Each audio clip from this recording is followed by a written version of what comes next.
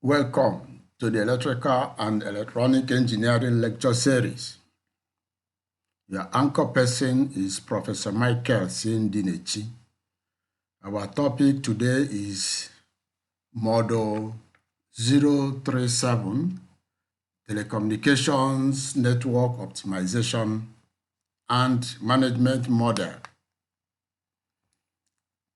Please follow me in this lecture series by subscribing to my YouTube channel at https://youtube.com/@ndinechimichaelc.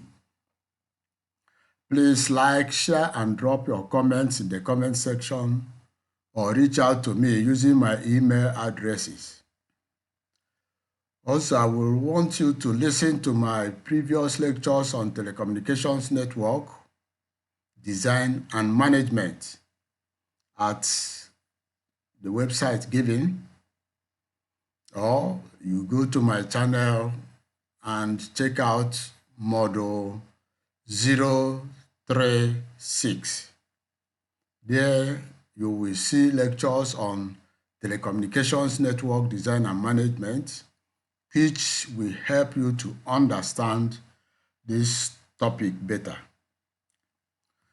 Also, if you visit Ebony Educational Consult website, you will get more lectures on engineering topics. You can do that by going to the website www.ebonyeducationalconsult.com. This lecture will be looking at telecommunications network optimization and management models. Let's start with telecoms network optimization.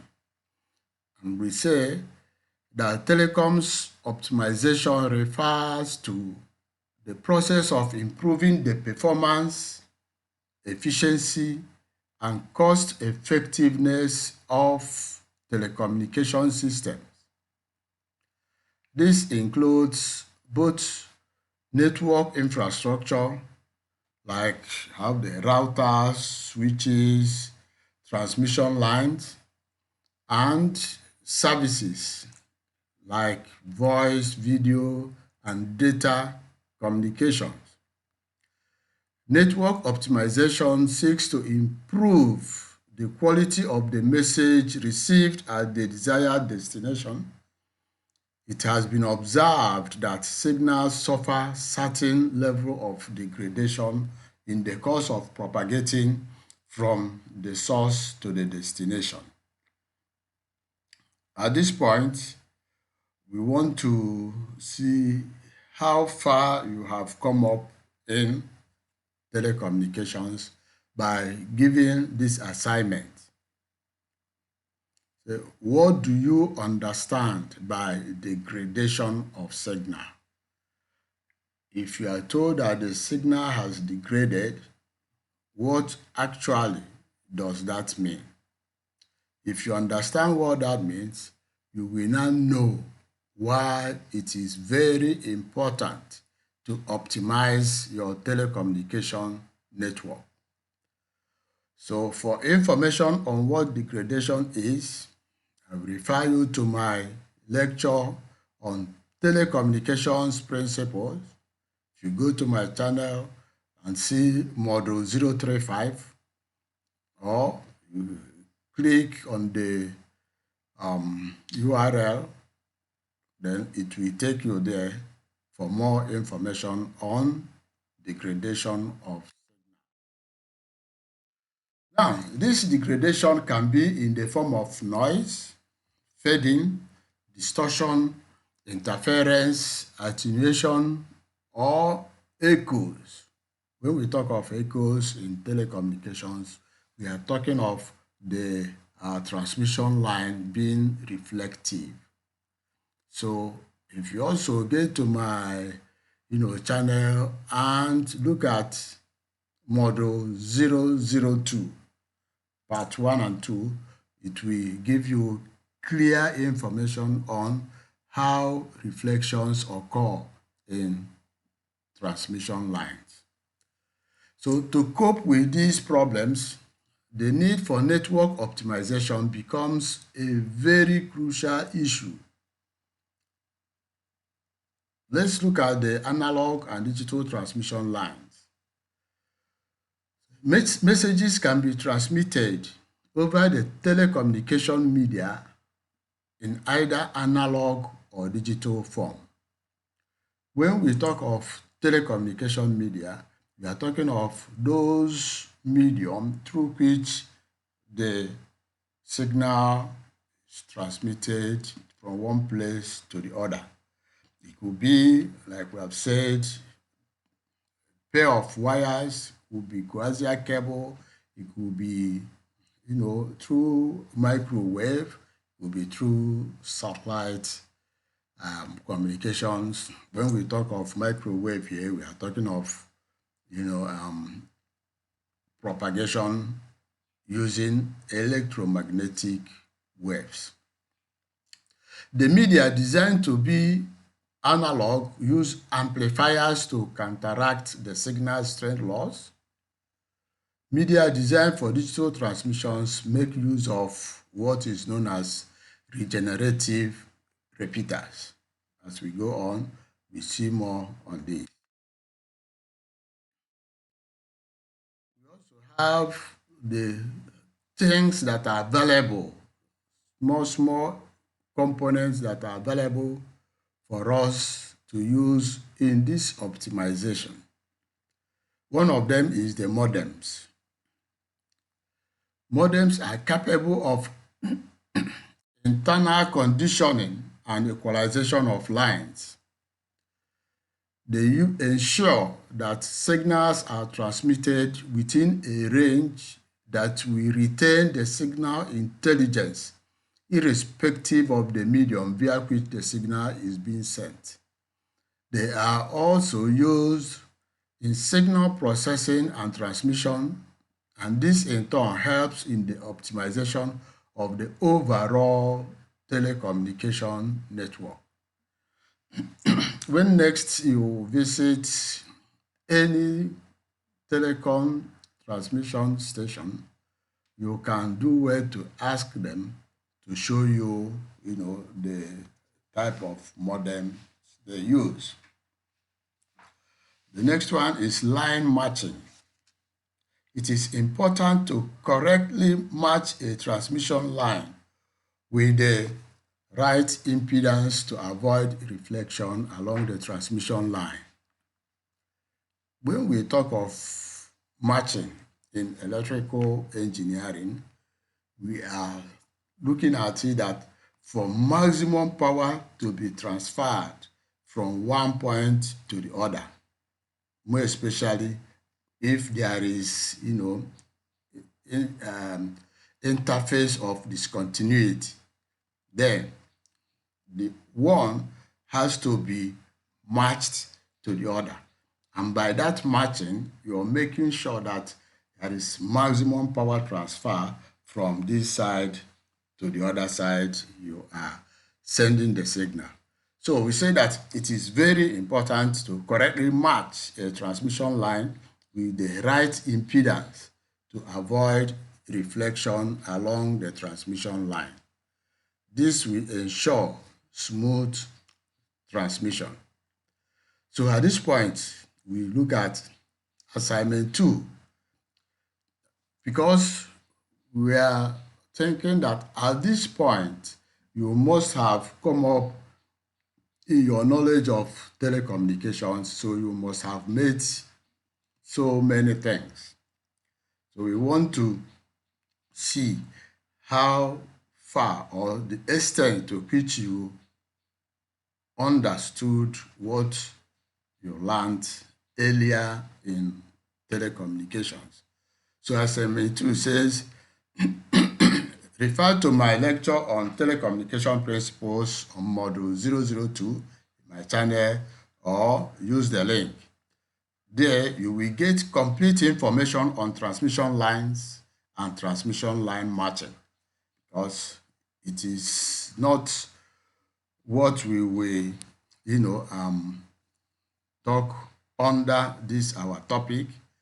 But in case you are not abreast with line matching in transmission lines, please refer to this, my lecture. It's just about 20 minutes. So you get the information very well on line matching and how it is done. Use of repeaters. There are various types of repeaters employed in telecommunication systems networks. The type to be used depends on the mode of communication system in place. For instance, if you're making use of long-haul telephone services, you have to have a repeater at different distances, which will add and drop other calls. If it is just for data communications, then you can also have different type of repeaters. So repeaters help you to recover a signal that has degenerated to a point, then resuscitate it to a threshold that is acceptable, and probably retransmit it in form of another frequency, so that many channels can be operated using the same repeater. Then we have another one, which is the satellite transponder. This satellite transponder is a type of repeater used in satellite communications. It is used in re-energizing signals that have been received from the earth station before retransmitting it back to the earth for wider coverage. As the signal travels from the earth station, it suffers attenuation due to the presence of different media. As a result, the weak signal needs to be re-energized before being transmitted back to the earth. At this point, we will ask a question: what are the frequency bands that are used for satellite communications? And how does weather influence them? Why do you need different frequencies for uplink transmission to the satellite and another frequency for the downward transmission from the satellite? You can put your answer in the comment section. I will look at it and put you through if you are not getting it right. The next way of improving transmission efficiency is by the use of microwave repeaters. In microwave transmission, there is need for line of sight propagation to avoid obstruction that will affect the signal transmission. Hence, microwave repeaters stations are used. Like I've said, microwave repeaters means they are operating at high frequency band. They accept the attenuated signal, boost its energy, and then retransmit it to the desired destination.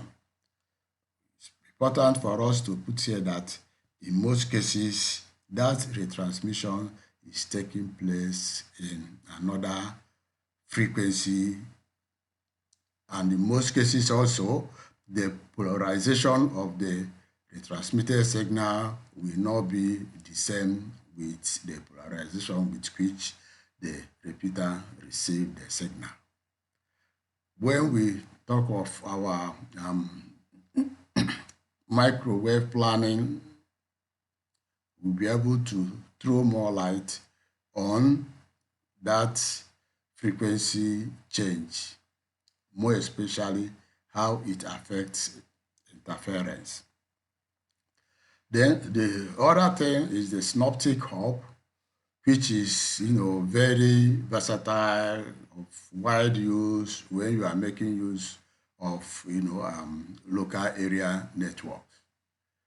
It is not mainly usually used for long distance transmission, but when you have local area network, you make use of synoptic hub to improve the signal strength. So we say in local area network, certain synoptic hubs are equipped with the ability to accept weak signal and at the same time boost it before onward transmission. Then you have also your multiplexers. Multiplexers are concentrators which afford another method of increasing the effective use of telecommunication line in a given telecommunication network. A multiplexer works in a transparent fashion, dividing the capacity of the communication line between a number of terminals or a number of users. The transparency implies that the multiplexers only introduce delay and does not influence communication. Recently, multiplexers are equipped with other signal processing ability by manufacturers, but the basic widely accepted concept of multiplexers remains the same. Now, multiplexers can come in different forms, mainly two types of it, which is the FDM and the TDM. The FDM is the frequency division multiplex, and it is the scheme that has sustained analog telephone for years. It is a scheme that involves the division of available bandwidth for transmission into channel slots for different transmission. The drawback in the use of FDM is that there is waste of line capacity by the introduction of guard bands. So that leads us to our assignment 3. Please explain the importance of guard bands in telecommunications. If you can't explain it at this point, it means that you have to really go back to, to the basics of telecommunications. So I want you to put that, your explanation, in the comment section. I will look at the comment section and, help you get it right. Also, you can look at my, earlier lectures on multiplexing. You will see how guard bands help in the waste of line capacity and why it is very important, even though it is a drawback. The next, approach is by the use of time division multiplex, TDM. It is the most common multiplexing scheme for digital systems and computer networks. The TDM is much more efficient in the utilization of the line capacity of a telecommunication network when compared with the FDM. The basic TDM tends to waste bandwidth because of the utilization time, because of the unutilized time slots in idle terminals. Because of this shortcoming, another TDM version, which is called the statistical TDM, in some cases it's called the intelligent TDM, have been developed. These intelligent TDMs dynamically allots the time slot among active terminals. Now, If you refer to my lectures, my YouTube channel on multiplexing, you will see the practical illustration of how the statistical TDM works and how it works and how it helps to minimize this waste of bandwidth. So if you go to my channel, engineering lecture series at https://youtube.com/ndinechimichael.c, you will see a lecture on multiplexing, and with that you will be covered on how the statistical or intelligent TDM help to improve telecommunication network. These intelligent TDM are powerful and can serve variety of functions, which include error detection and correction, data flow control, and in some cases, they incorporate suitable interface to analog systems. So, in quick summary, the optimization of telecommunication system helps to, one, improve network performance, and by doing so, it enhances data transmission speed, it reduces latency. When we say latency, we mean delays and jitters. And jitters mean variability in delay. It also increases bandwidth utilization, helps in resource allocation, and in doing so, it brings efficient use of network resources like frequency spectrum management, power, and routing paths. It also helps in load balancing to avoid congestions. Of course, it also introduces cost efficiency. By cost efficiency, it does that by reducing operational and maintenance costs. Optimizing infrastructure investments, help in reducing costs by helping you to choose the best hardware and or cloud services that can be delivered. Optimization also improves quality of service. By improving quality of service, it ensures reliability and availability of communication systems. In the past lectures, I've talked about this reliability and availability and made it clear that if you have a telecommunication network link that doesn't give reliability of 99.99%, then it may not be regarded as a high quality telecommunication system. It is generally called 4 nines, 99.99%. So I will want you in the comment section to tell us why this 99.99% in bracket 4 nines is the most acceptable reliability of any telecommunication system. Also, under quality of service, the optimization helps you to prioritize traffic. Example, video calls over file downloads. Which one you give priority? It helps in energy optimization, that is, reducing energy consumption of telecom devices and networks.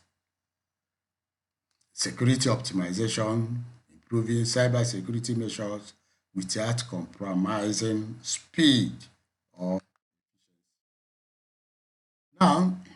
Remember, our topic is including network management model. And today, we'll be looking at the ISO network management model, that is International Standard Organization, that have done a lot of work in standardizing network management model. By this standardization, it helps different vendors and their equipment to interconnect. If you recall, when we talked of regulations and standards, we saw reasons why it is necessary for these standards to be there. So this ISO developed a network, and their network management model is the primary means for understanding the major functions of any other network management system. So we'll be looking at this ISO model and any other network you meet in future, in your career, in the course of doing your work. It will generally fall within these 5 basic conceptual areas of performance management, configuration management, accounting management, fault management, and security management. Now, let us quickly look at them. Performance management. The goal of performance management is to measure and make available various aspects of network performance so that inter-network performances can be maintained at an acceptable level. Examples of performance variables that might be provided include network throughput, user response time, and line utilization. Performance management involves several steps which include 1. To gather performance data on variables of interest to the network. Analyze the data to determine normal or baseline levels. Determine appropriate performance thresholds for each important variable such that exceeding of these thresholds indicates an indication of network problem worthy of attention. So, see, if you're managing network, you must gather relative information, data that will help you to know if your network is performing optimally. Depending on the data you gather, it will show you what problems are. Will it be problem of design? Will it be problem of operations? So the data will help you to know what area you will have to improve. So under this performance management, managed entities continually monitor performance variables. When a performance threshold is exceeded, an alert signal is generated and sent to the network management system. Each of the steps just described is part of the process to set up a reactive system. When performance becomes unacceptable by virtue of an exceeded user-defined threshold, the system reacts by sending a message. Performance management also permits proactive methods. For example, network simulation can be used to project how network growth will affect performance metrics. Such simulation can effectively alert administrators to impending problems so that countermeasures can be taken early enough. Then next is the configuration management. The goal of configuration management is to monitor network and system configuration information so that the effects on network operation of various versions of hardware and software elements can be tracked and managed. Because all hardware and software elements have operational quirks, flaws, or both that might affect network operation, such information is important in maintaining a smooth running network. Each network device has a variety of versions associated with it. For example, a typical workstation may have a configuration as follows. You will be told that the operating system in the network is version X.1, that the TCP/IP software that is installed is X.0, then that the network software for networking is version this, serial, the X25 software, X.25 software is version this, and so many of them. So the configuration will help you so that if you are employing somebody to manage, then you will know the quality and how knowledgeable the person you are employing will be. If you employ somebody who just have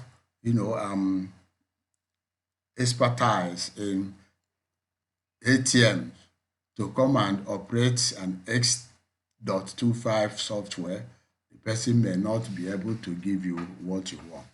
So the configuration management subsystem store the information in the database for easy access. When a problem occurs, this database can be searched for clues that might help solve the problem. Then the accounting management say that the goal of the accounting management is to measure network utilization parameters so that individual or group users of the network can be regulated appropriately. Such regulation maximizes the fairness of network access to all users. The first step towards appropriate accounting management is to measure utilization of all important network resources. Analysis of the results provides insight into current usage pattern. For instance, if you have a network and that can offer voice, video, and data services, and you see that the video services are not well utilized, then you go back to find out if it is really not well utilized and you can factor why it is not well utilized.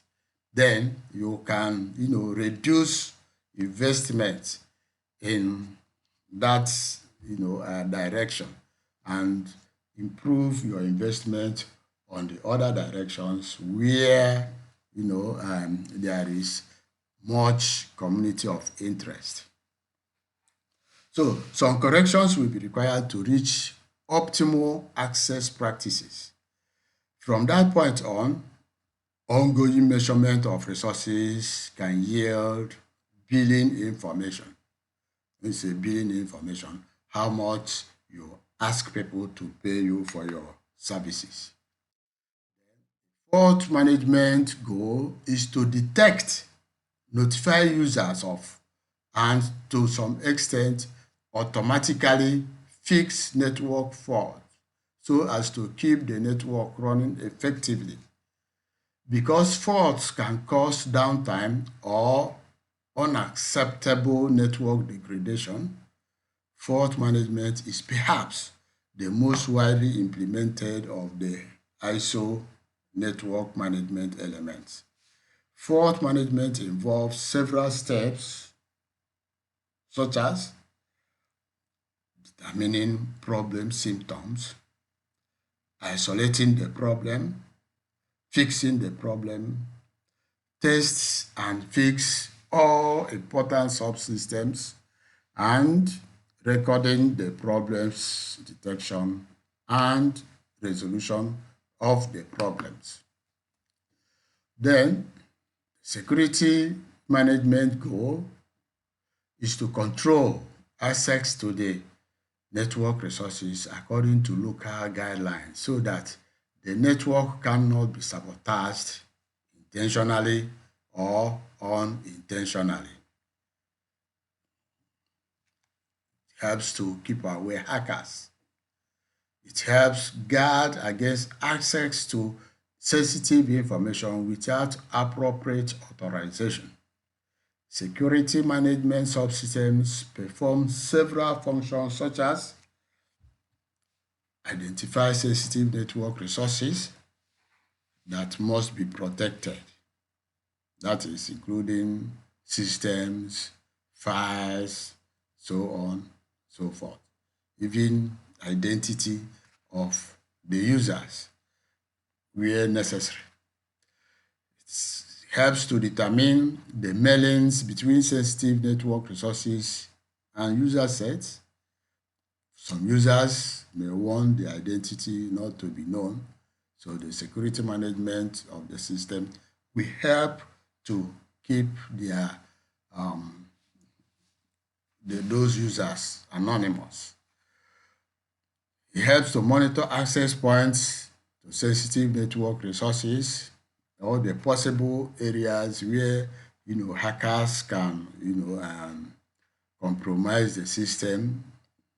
Security management goal is also to look at those places and know when people are making efforts, intruders are making efforts to have access. So, if need be, it will lock out any inappropriate access to sensitive network. Depending on how the system is programmed, if it is an intelligent and smart system, when it notices those activities on its own, it will log it out. For instance, there are times you will go to a site and one or two trials to enter, the site will now start querying you to make sure that you are not a robot. It brings out a captcha, things for you to really spot to show that you are human beings. Those are, examples of this security management where it logs out inappropriate access until it determines that the person trying to have the access is a legitimate user. In some cases, when you are, going into a network, it will require you to have some levels of authentication. Those are all, forms of security management in a telecommunication system as provided by the International Standard Organization. So now let's quickly look at some of this network management architecture and protocols. Most network management architectures use the same basic structure and set of relationships. So it doesn't matter when you start practicing, whichever one you are going to meet, whoever that is the manufacturer of the equipment, and they have standard architecture and protocols, will be now very minor differences. So in this network management architecture, end stations, when we say end stations, we mean the managed devices, the nodes, such as computer systems and other network devices, run software allowing them to send alerts when they recognize problems. Problems are recognized when one or more user determined thresholds are exceeded. Upon receiving these alerts, management entities are programmed to react by executing one or several or all of a group actions, including operator notification, event logging, system shutdown, automatic attempts at system repair, and so on and so forth. So management entities can also pull end stations to check the values of certain variables. Plotting can be automatic or user-initiated. Agents in the managed devices will respond to all these pulls. Now, what is an agent? When we talk of telecommunications network management, say that agents are software models that compile information about the managed devices in which they reside. So if you have software in your system that crawls and looks up information that that are needed for the network to move, operate at optimum level, and when need be, it gives you this information.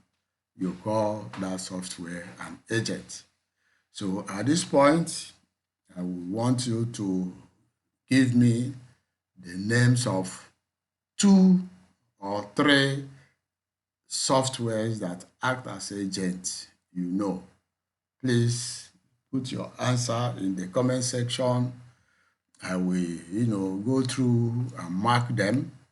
Remember, all these assignments carry some, marks. So it is not just if you like, if you don't like. So if you are putting up them in the comment section, you also do well to put how you can be identified because they carry some marks. Management entities store this information in a management database within Network Management System, NMS, via a network management protocol. There are some well-known management protocols, and they include the SNMP, which is the Simple Network Management Protocol, and the Common Management Information Protocol, CMIP. So while you work in the field, you can meet any of these 2. So we've been able to explain what an agent is. They are softwares resident in your system and try to gather information that will help you to operate the system at optimal level. And when they do that and communicate through management protocols, SNMP and CMIP. Now, at this point, convince yourself that you know what we mean when we talk of protocols in telecommunications. This is one of the architectures of the network management system.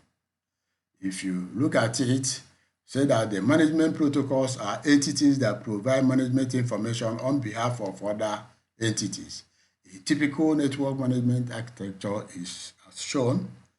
If you look at the top level, you see the management entity, which is the NMS. So the NMS communicates with the agents. You see the baseline where the agents are residing in the computers, in the nodes, in the terminals. So, and that, agents has two-way operation with the network management shown with the dotted red lines. So the agents also communicate with the network management protocol. That is the dotted red lines. Of course, the black lines shows the interconnection between the network management system to the agents.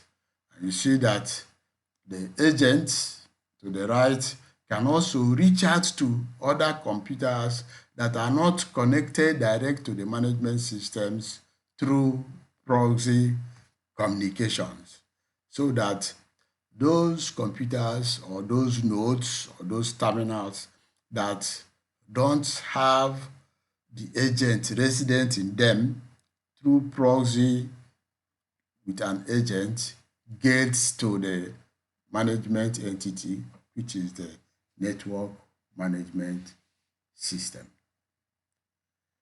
So see the three boxes down is called the managed devices. So let's look at this, simple network management protocol. Remember, we said there are two of them. We look at one, they do almost similar thing, just they are by different, manufacturers, different vendors. So SNMP is the most popular protocol for managing diverse commercial and research internetwork. It is a relatively simple protocol, yet each structure set is sufficiently powerful to handle the difficult problems presented by management of any heterogeneous network. SNMP is an application layer protocol designed to facilitate the exchange of management information between network devices. Please, I want you to go back to the layer segment to know what happens at the application layer. Make sure you are conversant with this, 7-segment layers. And in each of the layer, make sure you're conversant with what happens at any layer. By using SNMP data, such as packets per second and network error rates, network administrators can more easily manage network performance and find and solve network problems. A typical SNP is just like what we have seen before, but at the top, instead of having the network, just network management system, we now have also some network management applications, and the dotted red lines are connected to that user interface where it gives information to the controller on what probably the errors the system is getting. So we now say that a managed device can be any type of node residing on the network, including communication servers, printers, routers, bridges, hubs, switches, all those things that you have are known as the managed devices. Because some of these systems may have limited ability to run management software, they may have relatively slow CPUs or limited memories. Management software must assume the lowest common denominator. In other words, it must serve whatever device that is connected to it. So it must have a robust memory so that a lot of high capacity software can be accommodated. In other words, management software must be such a way to minimize its own performance impact on the managed system. Because managed devices contain the lowest denominator of management softwares, the management burden falls on the NMS, Network Management System. Therefore, NMS are typically engineering workstation caliber computers that have fast CPUs, megapixel color display, substantial memories, and lots of storage space. That is, what we're saying, that because the managed devices, is the lowest in the category of the network, they may not be so expensive as to have all the necessary memory capacity, all the necessary color displays, and all the necessary external storage space. So that responsibility is shifted to the network management system to provide and cover all these other managed devices. So one or more NMS may exist on any managed network. NMS run the network management application that presents management information to users. The user interface is typically based on standardized GUIs, graphical user interface. Now, communication between managed devices and network management systems is governed by the Network Management Protocol. The Internet Standard Network Management Framework assumes a remote debugging paradigm where managed devices maintain values for number of variables and report these on demand to the network management systems. For example, a managed device might keep track of the following: 1. Number of certain kinds of error message received. 2. Number of bytes and packets in and out of the device. 3. Maximum output queue length for routers and other internet working devices. 4. Broadcast messages sent and received. And 5. Network interfaces going down and coming up. Common types of NMS.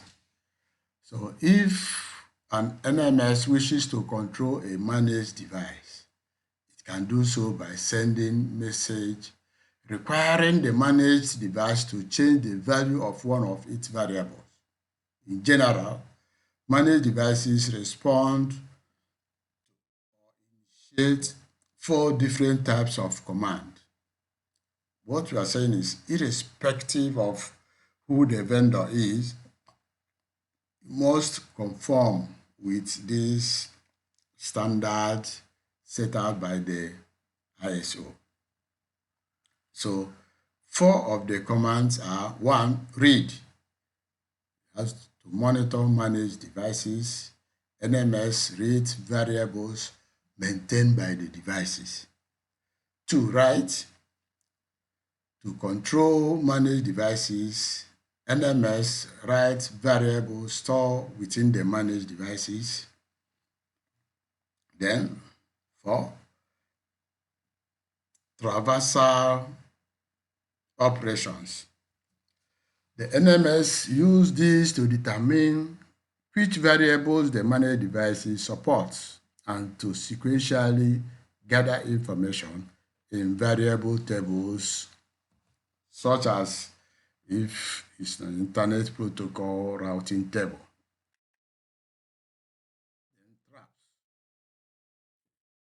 NMS uses this to manage devices, to synchronize reports and report events to NMS.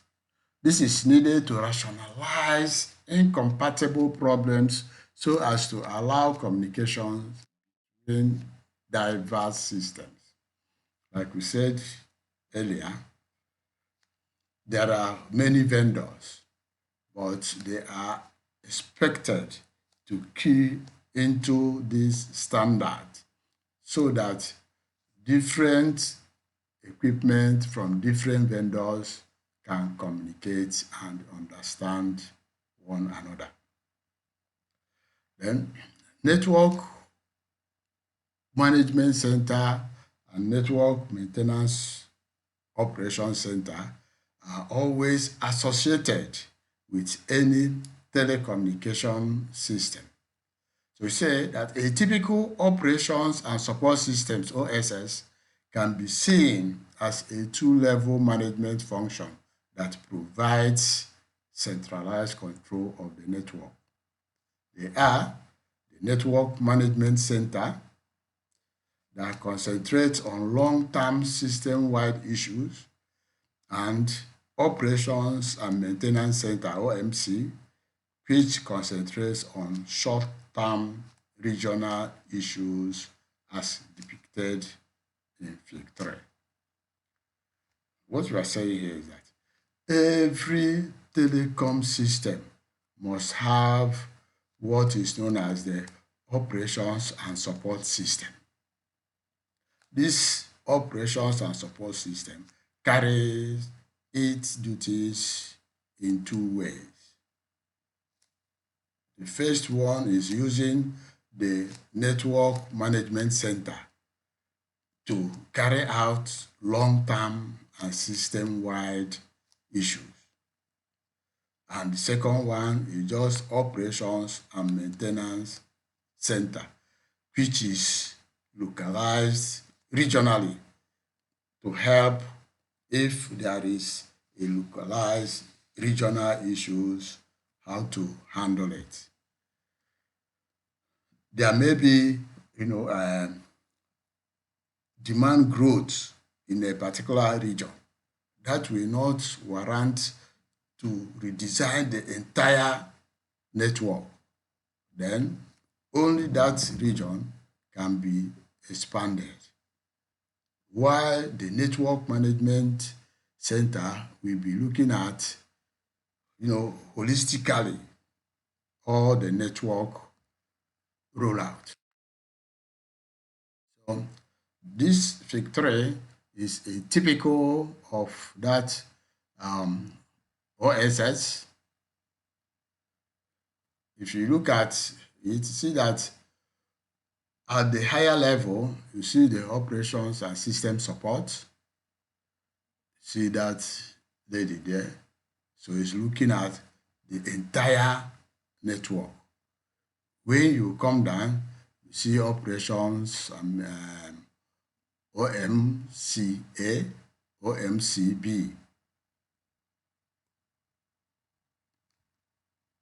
The OMCA is looking at some networks, the mobile services switching center for that location, the authentication center for that station, for that region, the base station for that region, the base transceiver station for that region. The OMCB is also doing same for a particular region, while the NMC is looking holistically at them. So you see that this complete setup is the OSS, the Operations and Support System. of any typical network. Thank you for listening. Please share, subscribe, and comment so that subsequent lectures will come your way. Thank you.